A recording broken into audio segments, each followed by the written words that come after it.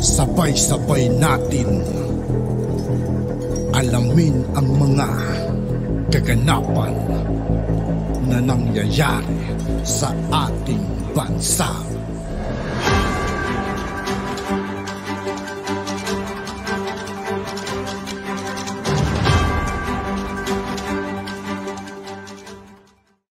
Yo, what's up mga kaibigan? This is I2K po again. Ngayon nandito naman ulit tayo sa channel ni Banat Kapanig TV. Dito naman ulit tayo magbibigay ng komento at reaksyon. Kaya samahan nyo ako guys. Let's go! Pag-usapan po natin, ito pong propaganda, battle po ito ng propaganda at tingin natin ito ay magaganap hanggang 2028. So far, hanggang sa kasalukuyan, ang nananalo po dito sa battle of propaganda sa pagitan ng mga Tambaluslos at Marcos supporters at sa pagitan ng mga Duterte supporters. Sa kasalukuyan, ang nakakaungos po yung mga Duterte. Ano po patunay niyan? Ang patunay po niyan, number 1 si Sara Duterte at ang DepEd sa lahat ng uri ng survey na ginagawa, nakalahok si BP Sara.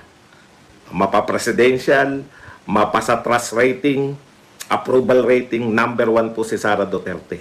No? So lahat po, si Tatay Digong naman, si Duterte, ay number 1 po sa mga senatoriables kung siya po ay isinasama. Okay, so sa madaling salita, yan po sukatan natin, pati po yung mga survey, kino-question din itong mga to na pro-Duterte daw yung mga survey. Ano po ibig sabihin ng pro-Duterte yung mga survey? No, hindi po nila masabi yan dahil mga scientific po yan. Nauna pa po kay Duterte yung SWS, Pulse Asia, Etong Okta Research, mga taga-UP po yung nagko-conduct niyan. Hindi niyo po pwedeng isisi yan na sila ay maka-Duterte. Okay. So sa madaling sabi po, yung pangungulilat ng kanilang gustong i-promote na si Tambaluslos sa lahat ng survey, mapa-presidential, trust and approval rating ay nangangahulugan po na kahit po napakarami na nagsasalita para sa mga Tambaluslos at kay PBBM ay kitang-kita po na hindi epektibo ang kanilang mga ginagawa, di ba? Ang epektibo po ay yung pagsubaybay namin sa mga Duterte. Okay. So lahat po 'yan, lahat po na nagaganap ngayon, pag pinag-uusapan po yung Tambaluslos at yung mga Duterte, hindi po, lalo na po kung hindi po mga opisyal, halimbawa po, maririnig nyo po sa mga vloggers. Dalawa po yung uri ng vloggers, di ba? Yung mga katulad namin nagsasalita. Ngayon, ito po, kung tutuusin, dapat sila may advantage sa propaganda kasi ang dami talaga, ang dami as in ang dami.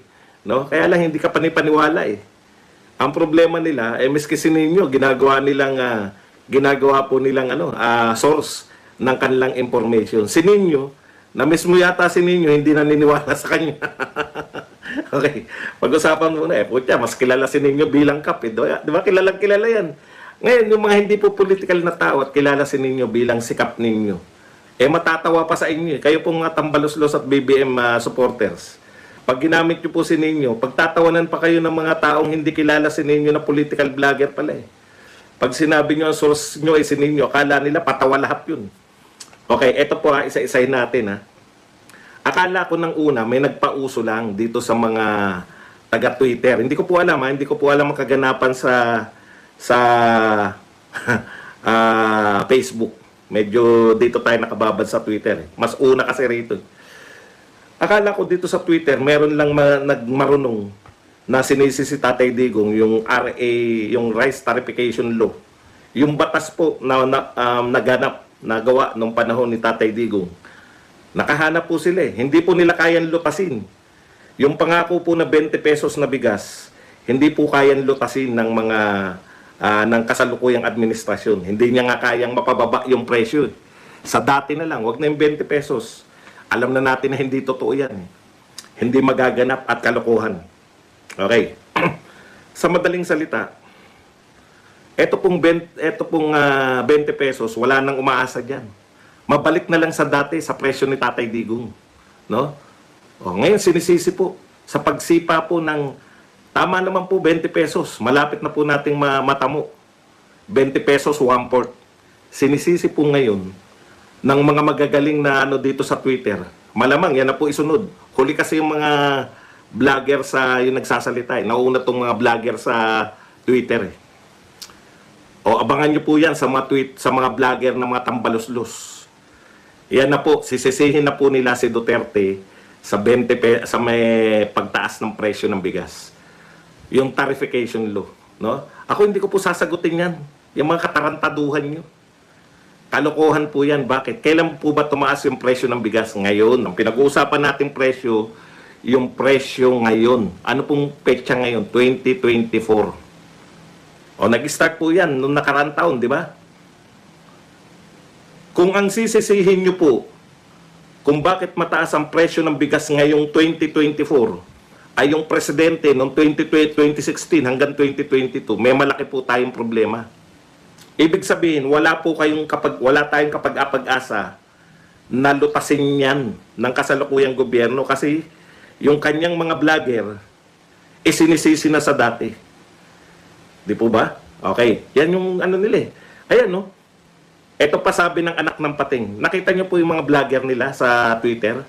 Di natin alam kung totoong mga tao to. Si Jerome, ang sabi ni Jerome, the most idiotic law signed by Duterte is the rice tarification law. Ito pa dagdag niya, the most idiotic propaganda of the DDS shit is the rice price increase. Wala palang nagaganap talagang rice price increase. Ayon dito sa mga tambaluslos at BBM supporter sa Twitter, wala naman talagang rice price increase. Ito po ay propaganda lang daw ng mga DDS shit. Yung mga Duterte supporters lang daw po ang nagpo-propaganda na mayroong pagtaas ng presyo ng bigas. Ganyan po nila, no? Pati kayo, ikaw na nakikinig ngayon, ikaw sa YouTube, ikaw sa Facebook, at ikaw sa TikTok, sabi ng mga BBM at tambaluslos supporters, tambaluslos vlogger, dito sa Twitter, hindi naman daw totoo na tumataas ang presyo ng bigas. Akalain nyo, pati yung katotohanan, gusto na nilang sabihin na hindi totoo. Anak ng tinapay naman, no?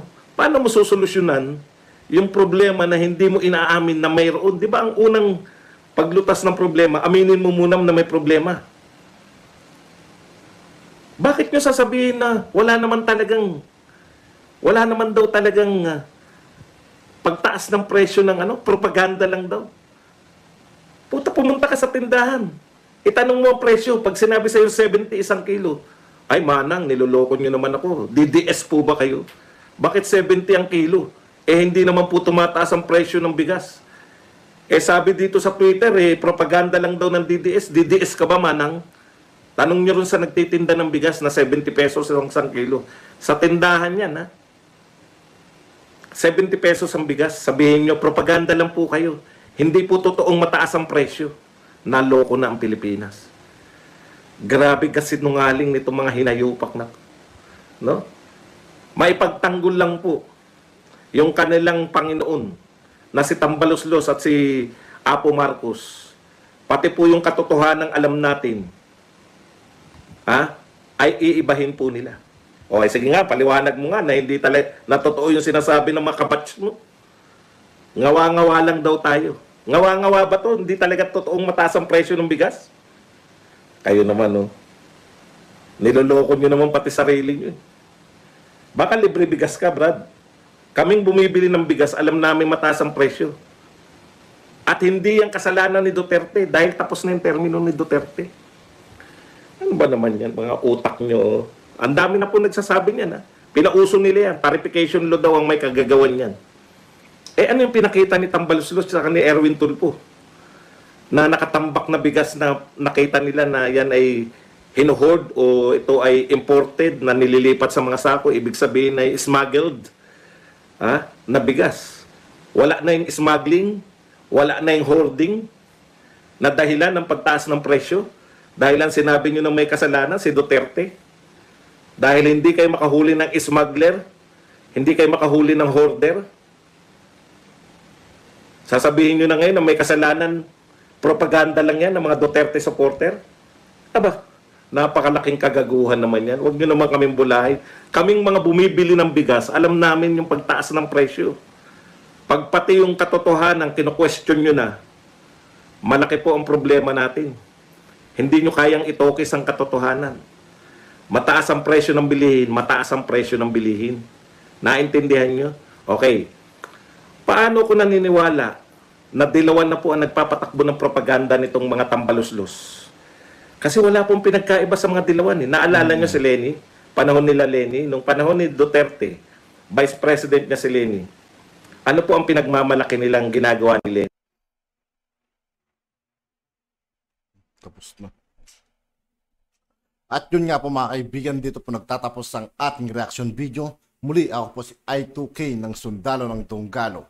Maraming salamat sa patuloy na pagsuporta. Yeah, peace out.